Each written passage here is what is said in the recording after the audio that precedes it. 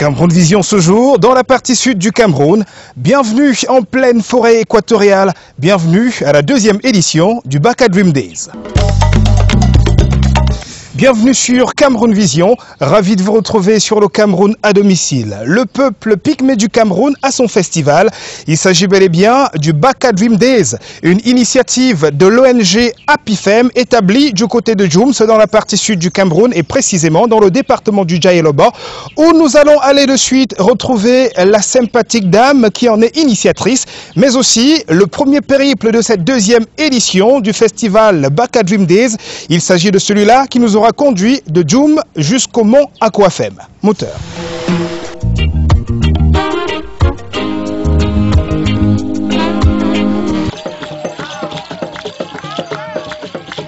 Le Baka Dream Days est un festival culturel et touristique dédié au peuple pygmée. Un concept original de Happy Fête, ONG d'appui à l'autopromotion et l'insertion des femmes, des jeunes et des désœuvrés.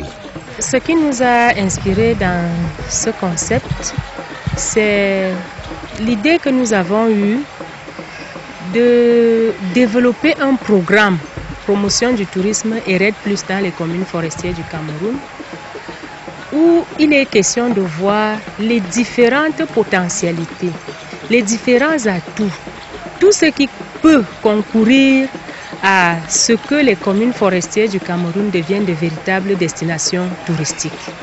Alors, en se basant sur l'existant, des communes dans lesquelles on trouve les communautés Baka, il se trouve que le taux de tourisme est assez élevé. Et quand on analyse ce taux de tourisme, la majorité des touristes viennent parce qu'ils sont intéressés par ces peuples Baka.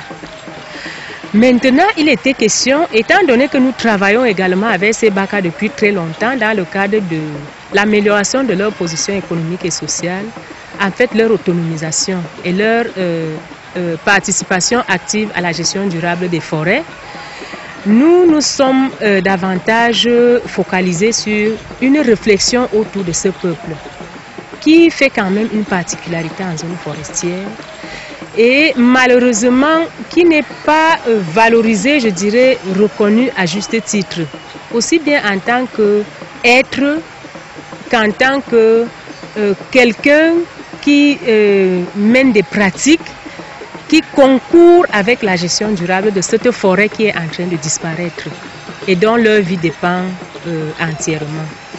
Alors, quand nous avons approfondi la réflexion avec eux, il était question que on réfléchisse sur qu'est-ce qu'il y a lieu de faire, pour pérenniser ce peuple, pour pérenniser leur identité culturelle et pour améliorer leurs conditions d'existence dans leur milieu naturel sans toutefois moderniser quoi que ce soit. Et donc, entre autres axes, il était question de collaborer, je voudrais dire d'impliquer davantage les Baka âgés parce qu'ils ont fait le constat selon lequel beaucoup d'initiatives qui sont développées en leur faveur se font avec les jeunes. Or, si on doit parler des racines d'un peuple, de leur culture, ce n'est pas avec la jeunesse.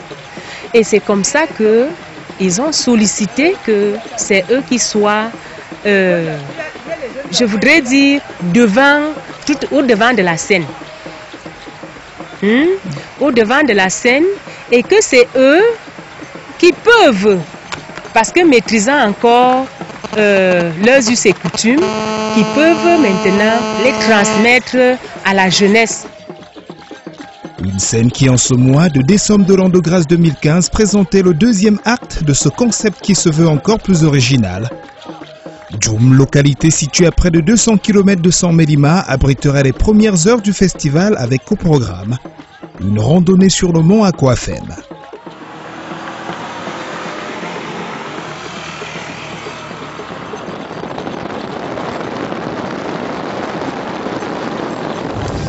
Toujours en route, partie de Djoum pour le rocher Aquafem. Nous allons faire un arrêt en ce moment même dans le village Fem. Le village Fem qui est tout simplement l'un des lieux caractéristiques et historiques de ce rocher Aquafem, parlant de la vie entre la communauté locale et le dit Rocher. Pour en savoir davantage, effectivement, nous allons à la rencontre d'un centenaire, patriarche de ce village Mfem, qui nous raconte un petit peu comment est né Djoum, comment est née voilà, l'appellation Aquafem et quelle est la vie que les autochtones ont avec justement ce magnifique rocher. Le rocher Aquafem, c'était l'ancien poste administratif. Lorsque les Français ont gagné la guerre, ils se sont installés à Aquafem. Ils quittaient Bolva pour aller à Aquafem et quittaient Aquafem pour aller à Lomier.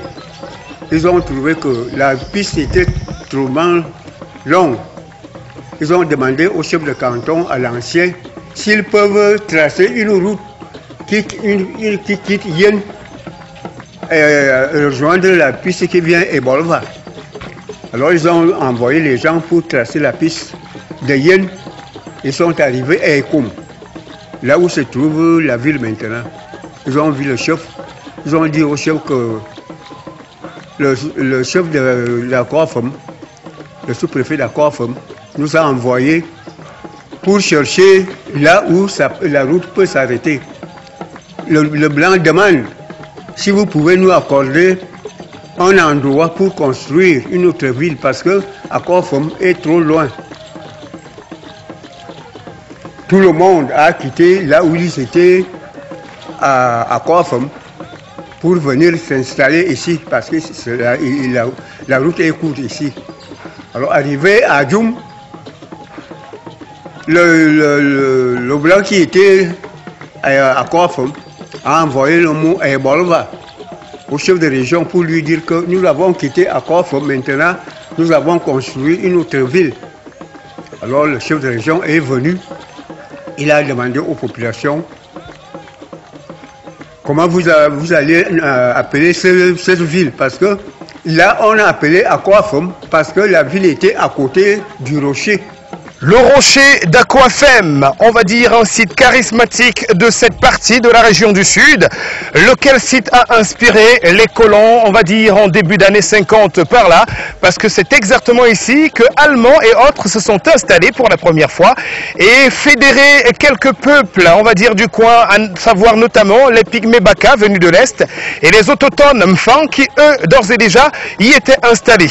Alors c'est à partir d'ici que la civilisation est partie pour se retrouver aujourd'hui du côté de Djoum, parce que partant d'ici pour Ebolova, qui était la métropole, la distance n'était pas très courte. Hein. Alors il lui fallut que voilà, ces colons-là essaient de se rapprocher un petit peu d'un site où le trajet partant de là pour 100 Mélima, autant pour moi, semblait être un peu plus facile. Passons la parole à notre patriarche de Mfem, qui forcément va nous en dire un petit peu davantage. Là, on a appelé Aquafem parce que la ville était à côté du rocher.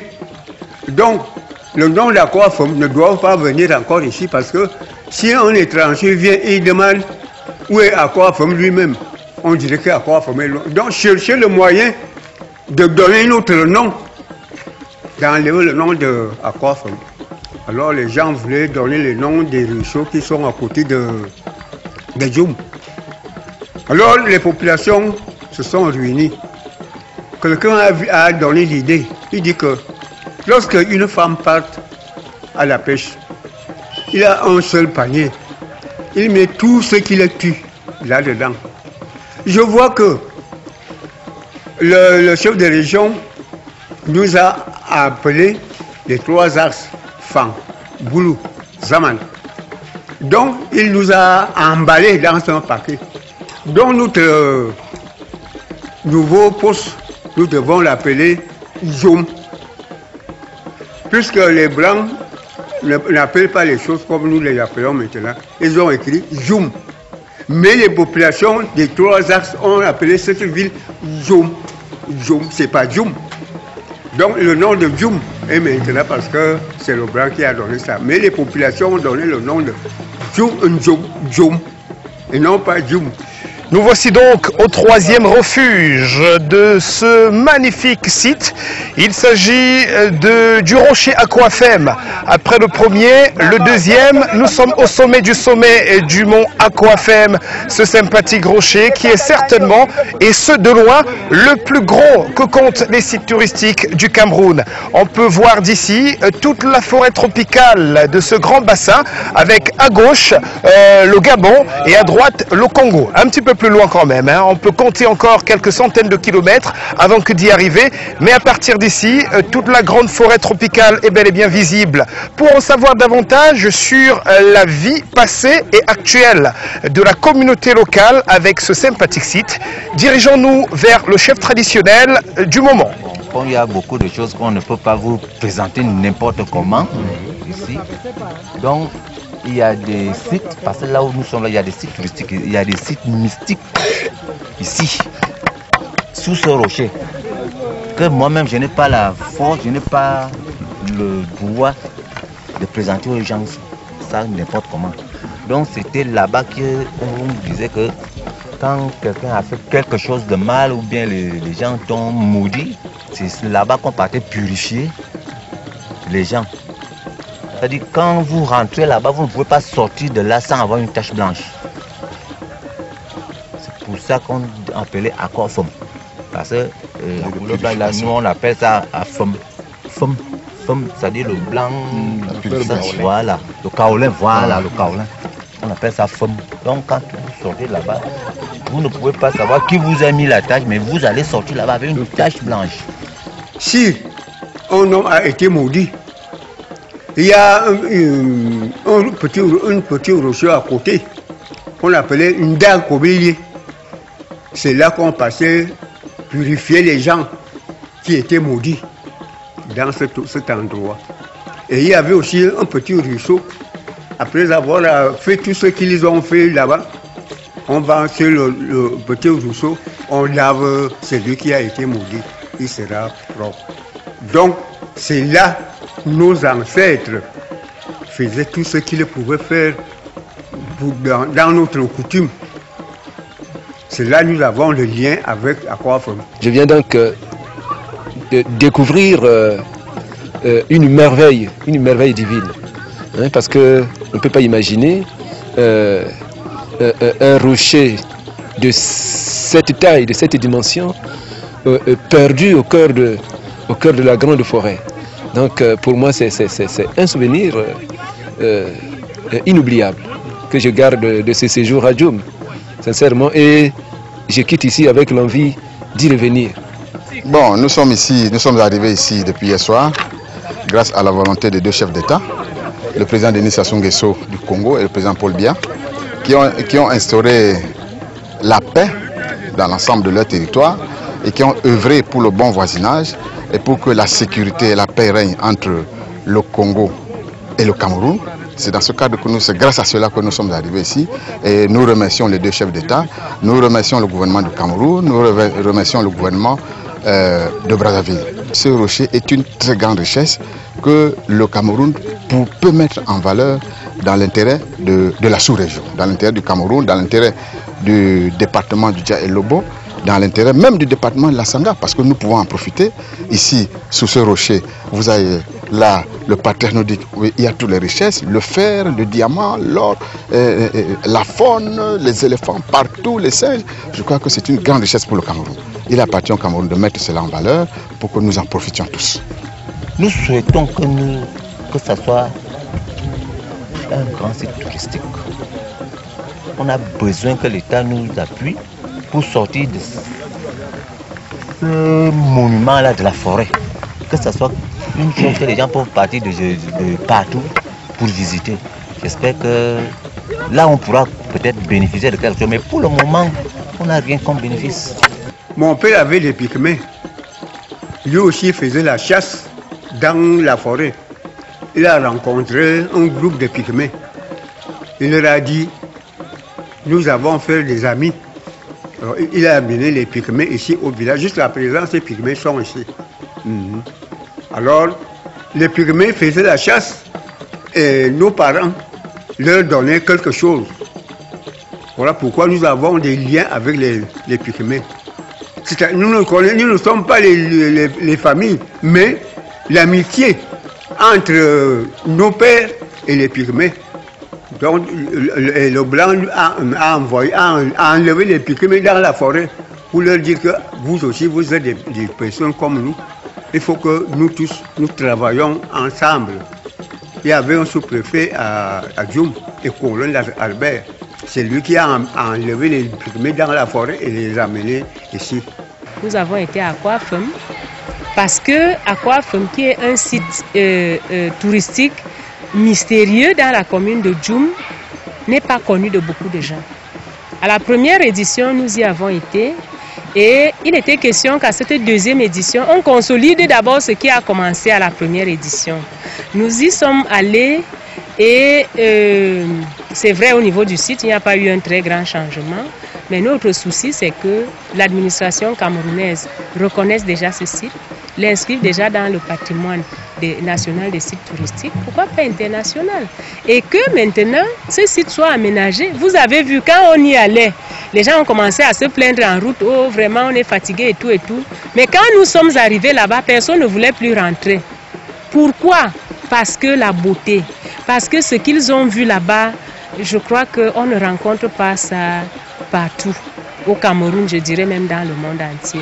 Alors il est nécessaire de voir comment est-ce qu'on peut viabiliser ce site pour qu'il soit véritablement opérationnel au profit du Cameroun, au profit des populations riveraines et au profit des touristes. Voilà, après Aquafem, direction à présent Mintom, toujours dans le département du Dja-et-le-Bor. Allons voir ce à quoi ressemble le site de l'événement, mais aussi ce qui aura constitué notre quotidien une semaine durant de ce côté-là. Moteur.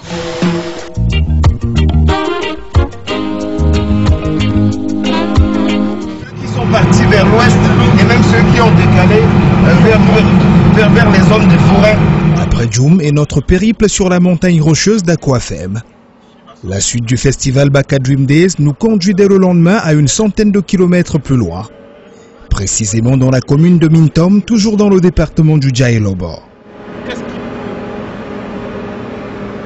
permet d'expliquer l'intégration du Cameroun à partir de l'intégration du Cameroun, à partir de la Damawa? C'est le site comme vous êtes.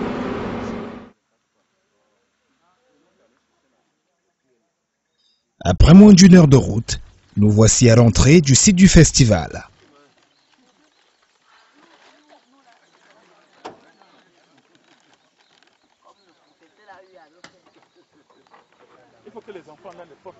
Quelques jeunes bras porteurs Baka nous y attendent. Ils nous aideront à défier le quart d'heure de marche qui nous conduira à Assok, village du festival, situé en plein cœur de la forêt.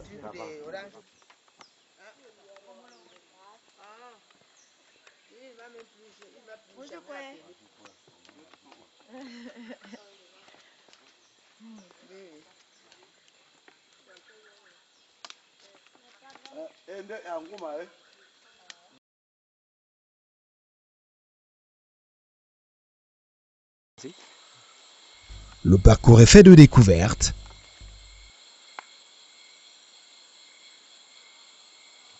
Voilà. C'est bon.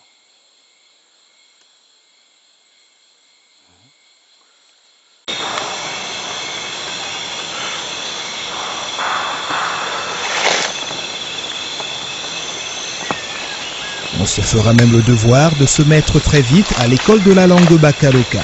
Bonjour. Comment on dit bonjour dans votre langue? Modjoukwe. Modjoukwe. Modjoukwe. Ok, merci.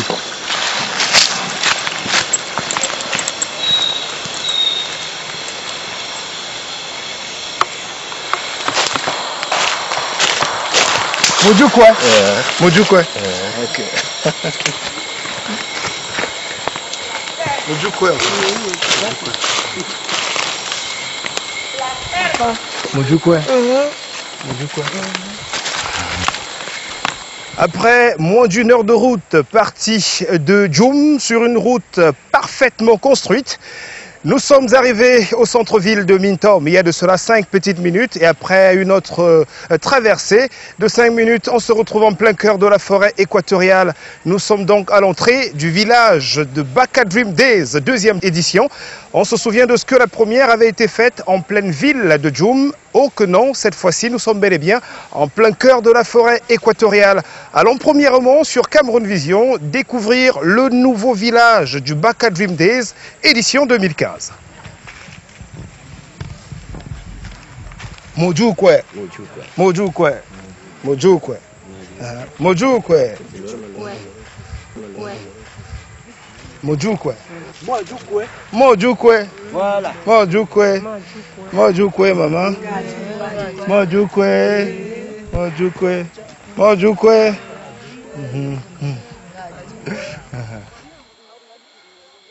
Un site du festival Baka Dream Days édition 2015 dont la découverte ne se raconte pas. Délectons-nous plutôt des images.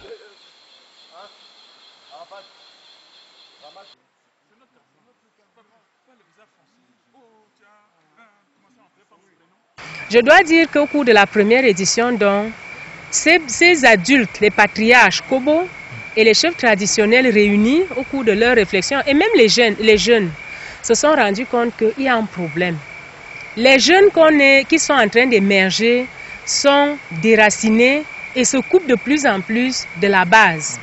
Or, avec les Kobo qui ont le souci de pérenniser leurs us et coutumes, eux, ils n'ont pas besoin d'un positionnement, d'un leadership et autres, mais ils sont disposés à transférer ces connaissances aux jeunes pour la pérennisation de tout ceci. Et donc, ils ont trouvé qu'ils n'ont aucun cadre, aucune occasion pour se retrouver et échanger. Ils ont sollicité que le programme les accompagne à mettre sur pied un cadre qui peut de temps en temps les réunir.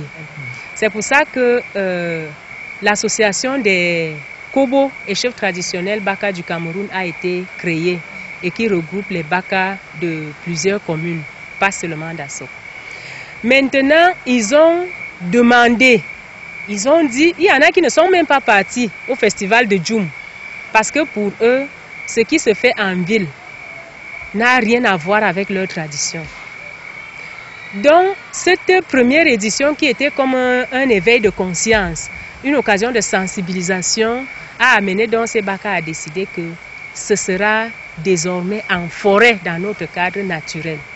Alors voilà la plus grande innovation de cette édition. Vous-même, vous avez vu le site.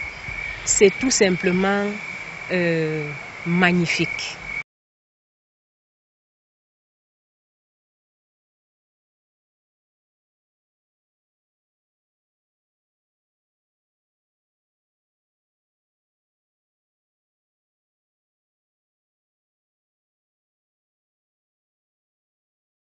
Le choix d'Assok, site du Baka Dream Days, édition 2015, ne relevait pas uniquement du comité d'organisation. L'association des Kobo, en tant des chefs du village, y a été pour beaucoup. Nous les retrouvons dès notre arrivée en pleine retraite spirituelle aux côtés de leurs frères venus du Congo-Brazzaville. Ça veut dire chute. Donc il fallait trouver un village qui a le spirit des peuples de forêt. Pendant 2 ans, ils ont fouillé avant et ici, là, c'est donné que c'était là et on l'appelle Assok les chutes. Parce que l'homme Baka, pour s'installer, il faut toujours là où elle est. Parce qu'il fait les sels, ça doit partir. Ça doit fouiller. Et le truc sacré, c'est là-bas qu'il fallait rester pour les sacrés. Tous les Baka qui sont venus du Congo et qui sont allés là-bas pour le purifier, piller leur Dieu depuis, pour reformer les anciens. Et maintenant, ils sont en train de sortir, ils ont purifié les trajets. Et c'est ça, dès lundi, c'est fermé. Donc les gens auront le privilège pendant le festival, le moment venu de visiter, mais on ne pourra plus entrer. Ça, c'est un endroit privé et prévu. Donc ce sont les grands purs Baka qui sont en train de sortir, que vous allez sortir avec une autre dimension, parce que leur Dieu a pris la route pour traverser partout. Dans le reste, je ne peux pas parler parce que ça, ce n'est pas ma culture. Je ne suis qu'un facilitateur. Tout à fait. Donc en fait, c'était une sorte de retraite spirituelle pour communiquer. Parce que le monde, vous savez que le Cameroun, par exemple, si on rentre dans le Cameroun, les autochtones, c'était les Bororo, et les Baka. Les Bororo, c'est la zone sahélienne, les Baka, c'est la zone forestière. Et il y a eu un lâchement et une frustration de ces personnes, c'est-à-dire que le spirit d'État a été bloqué. Il fallait d'abord un redépart, une réorientation de l'éducation, pas une éducation imposée, mais une éducation qui intègre la culture des porteurs d'une zone qui est la zone forestière. C'est ça qui a entraîné cette ressource pour un redémarrage dans la liberté, dans la paix et non dans l'imposition. Parce que le monde est cyclique et c'est le réveil du monde. C'est ça qui se fait là-bas. Ils sortent, je peux vous parler.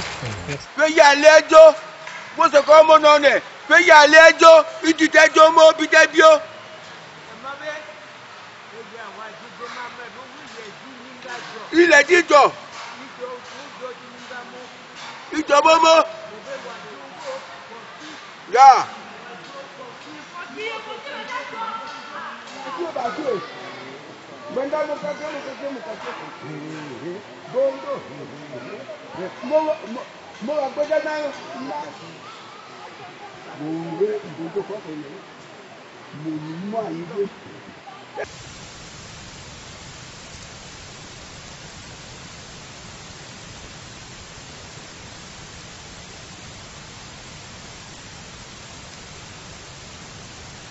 L'architecture des habitations chez les Pygmées ne présage en rien un fait qui pourtant ici se veut sacré. Seules les femmes ont l'apanage de la construction de ces cases appelées mongolo.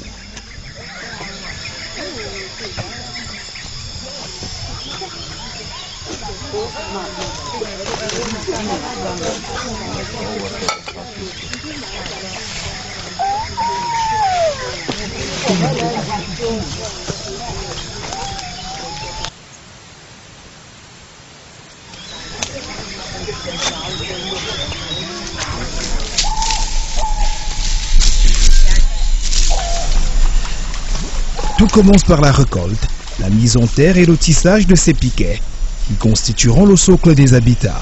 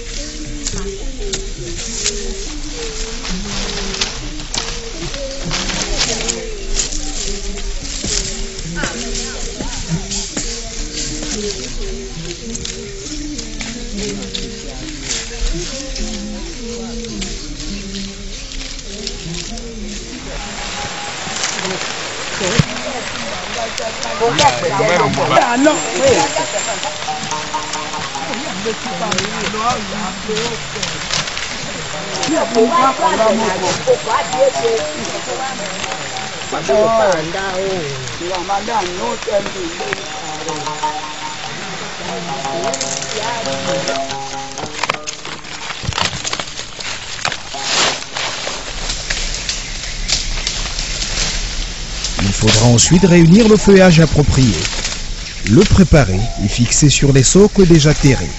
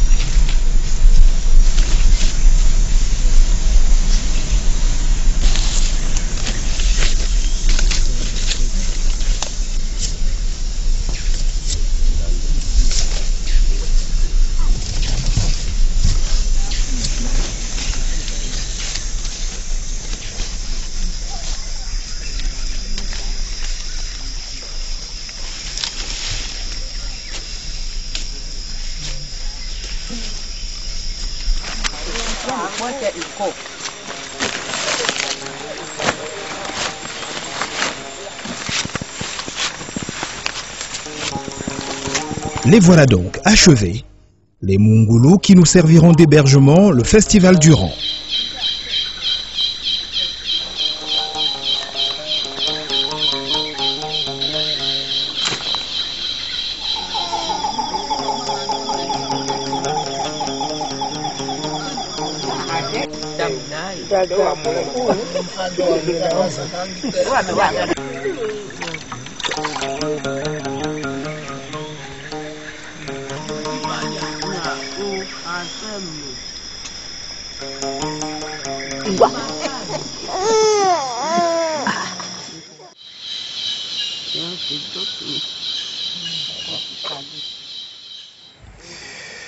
Après une nuit bien au chaud, pour nous qui avions des appréhensions relativement au fait que nous soyons en plein cœur de la forêt équatoriale et que nous soyons juste dans des huttes faites en feuilles.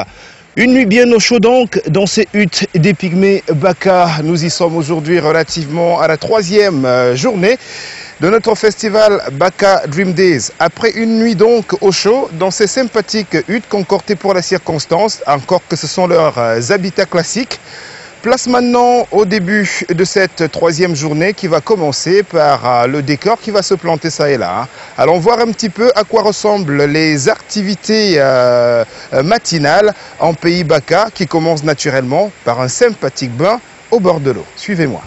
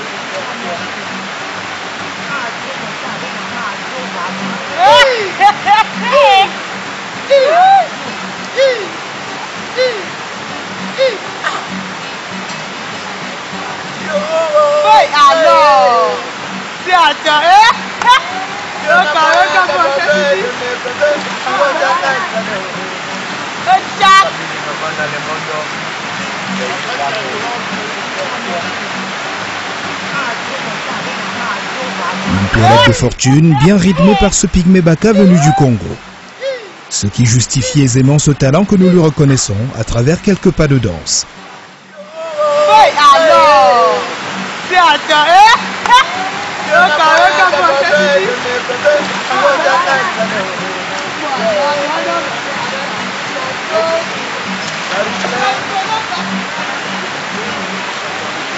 Oui.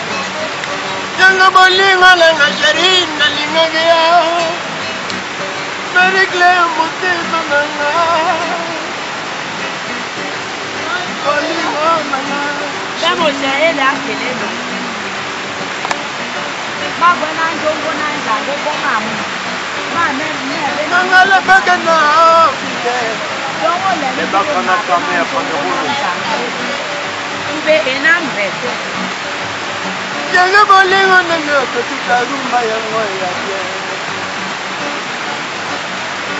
va danser.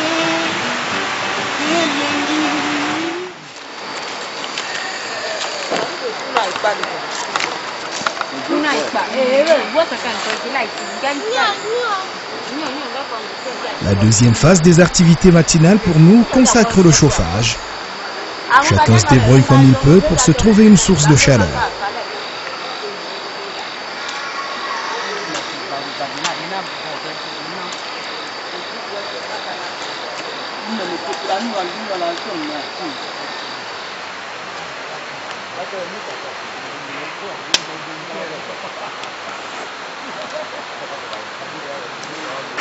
La chasse d'abord, la pêche par la suite et la cueillette enfin sont-on-nous là enseigner à l'école les activités de survie des peuples pygmées. Lesquelles?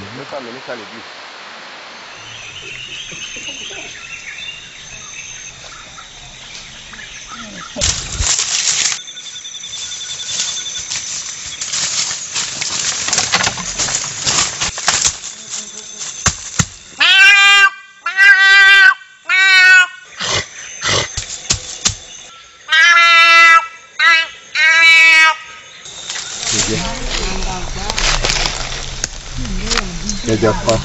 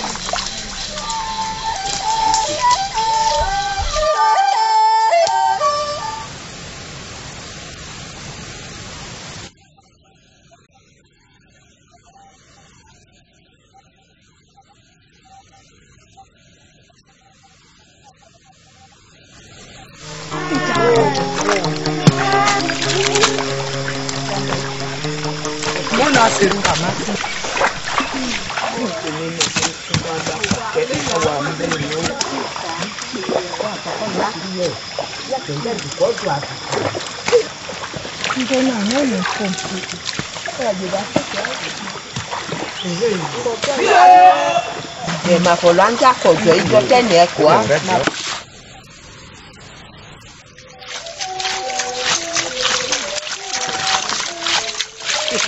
Bang kata ma kokolo Lele.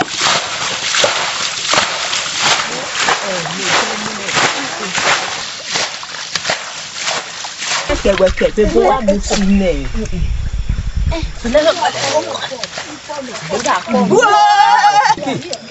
Yà ń kàwé kó ń gbẹ́ngbẹ́.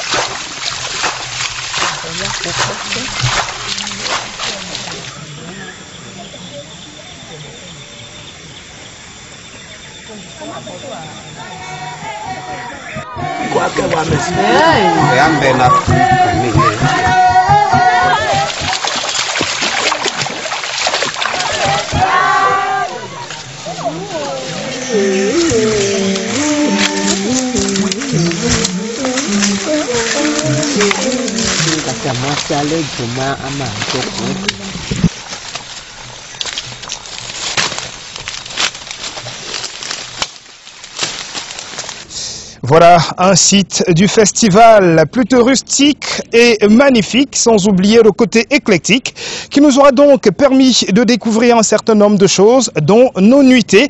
Dans les Mungulu, les sympathiques cases pygmées, on en aura aussi suffisamment appris sur la chasse, la pêche ainsi que la cueillette. Allons voir à présent comment est-ce qu'ils font pour faire du feu de bois, parce que de ce côté-là, il n'y a ni de briquet, ni d'autres types d'allumettes. Voyons un petit peu comment ils s'y prennent pour faire du feu en forêt équatoriale. C'est le peuple Baka naturellement. Moteur. Je pars comme ça chercher le coton. Je n'ai plus de coton dans mon sac à feu.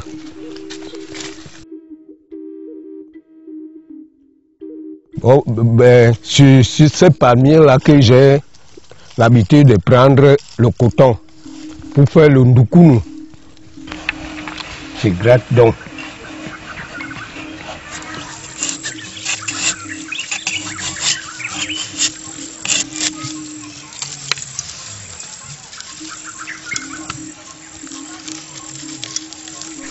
C'est ça, le coton.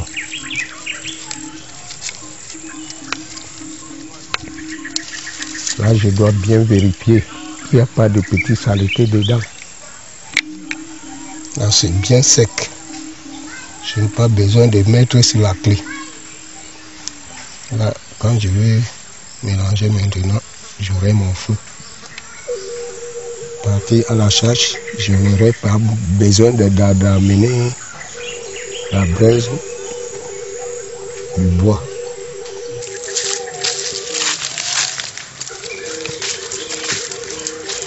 Ça, c'est la peau de banane que j'ai mis à sécher au soleil pour faire mon coton que j'appelle Ndukunula.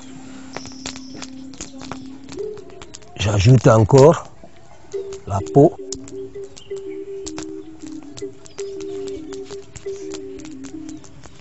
Je dois laisser d'abord brûler.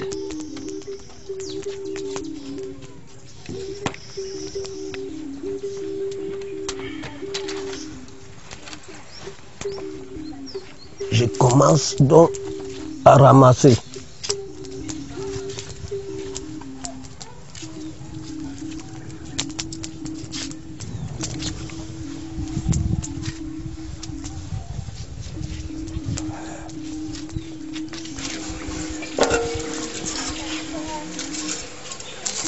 Je vais commencer à écraser.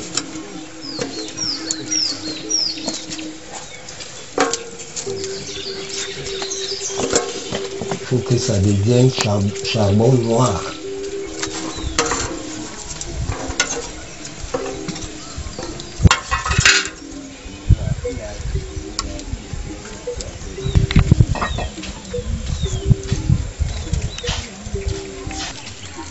Ça c'est le charbon.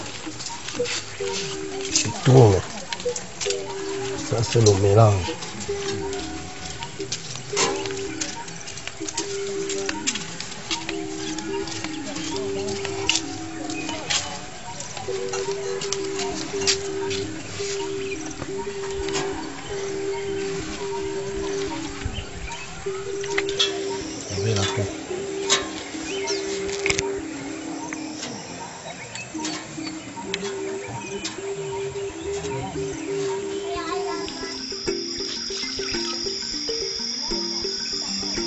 Ça, c'est mon sawala. Quand nous partons pour la chasse ou bien pour le molongo en brousse, on n'a pas besoin d'amener la braise du feu. C'est ce qu'on emploie, le sawala. Le sawala, ça contient 3 matériels. Avant de faire le feu, il faut regarder si tout est complet. Voilà ma pierre. J'ai ramassé en brousse, je n'ai pas besoin d'acheter. Et là, c'est le morceau du fer tiré sur une vieille machette. On fend la machette, on plie le truc. Et là, c'est simple. Je n'ai pas besoin de chercher l'argent pour avoir mon feu. Là, qui commence. Tchac, tchac, tchac. Voilà. On fait un appui. C'est éteint encore parce qu'il faut prendre du temps. Il faut que ça prend. ça prend bien. Voilà, c'est pris. Tu commences à casser ton bois. Tu commences à casser ton bois. Et tu prends le machin, les machins morts comme les lianes morts. Là, je prends mon coton, je mets là. Et en mettant là, tu surveilles que le truc ne s'éteint pas. Après, tu pourras ajouter un peu plus pour que ça doit s'allumer facilement. Là, tu ranges tes matériels pour que ça ne doit pas se perdre. Après, maintenant, alors, tu vas prendre la feuille. Voilà pourquoi nous, souvent, on dit que les Bantous n'ont rien. Parce qu'ils n'ont pas inventé comment avoir les feux. Et ils comptaient sur le briquet des Blancs. Mais or, ça peut arriver un moment que si les Blancs vont arracher les feux, les aliments et tout consort, ils n'auront plus rien à faire le feu.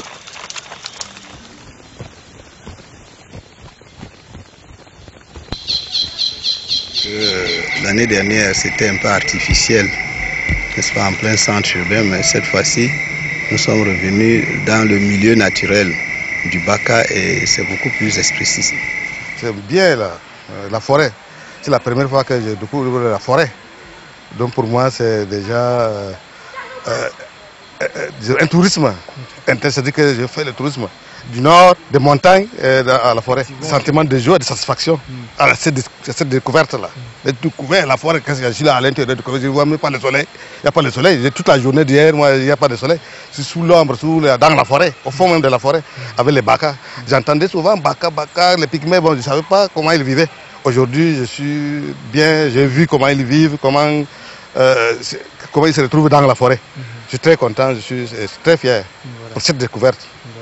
Une grande forêt que moi je ne connais pas en France. Je me sens bien ici. J'ai trouvé que le site était vraiment très très beau. C'est la première fois que je rentrais dans un Mongoulou. Après, oui, vraiment ça émane tout ce que je retrouve au travers de l'Afrique. Un grand cœur, le partage, surtout le partage, le vivre ensemble. Et pour moi, en tant que Belge habitant en France, c'est énorme. C'est énorme tout ce que l'Afrique et ce lieu peut m'apporter. Je viens de Guider. Baka Dreams Day est exceptionnel, de par les lieux, de par les personnes, et toute la différence y est. D'abord, c'est donner la parole, donner l'opportunité de rencontrer des peuples que nous avons généralement marginalisés et que l'on a généralement considérés comme incapables de culture. Nous vivons depuis des jours à une sorte de démenti formel des peuples sans culture ou des peuples marginaux. Ça, c'est le premier point. Alors, la première chose qu'il faut dire, évidemment, que ce festival, et en particulier ce lieu, est complètement magique.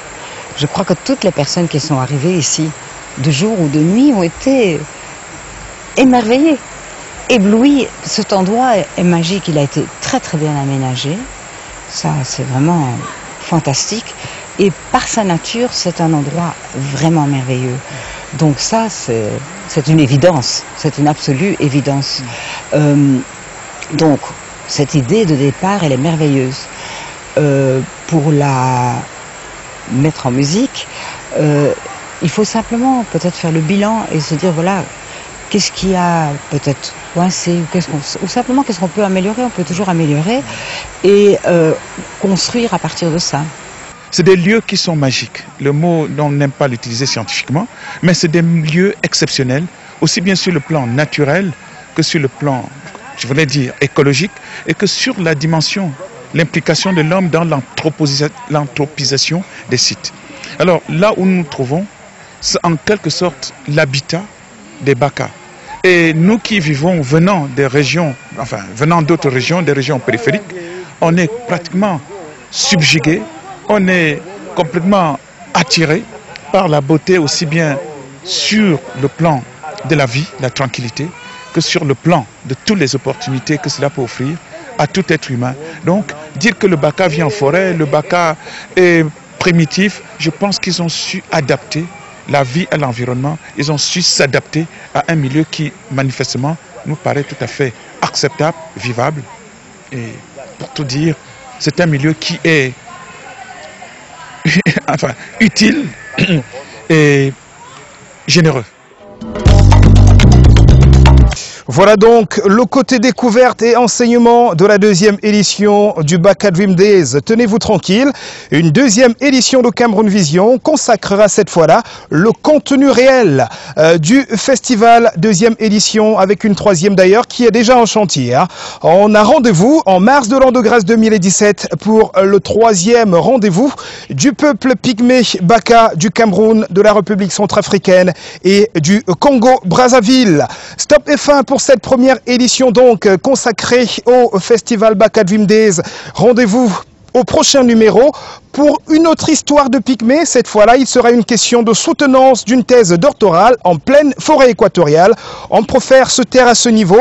Rendez-vous donc dans la prochaine édition pour voir exactement de quoi il s'agira. Il s'agit d'un événement Serre de Tola. Merci d'avoir été des nôtres. Juste le temps de vous rappeler que le cadrage était assuré par le duo Zigoto Chaya Chameni et Willy Lignard.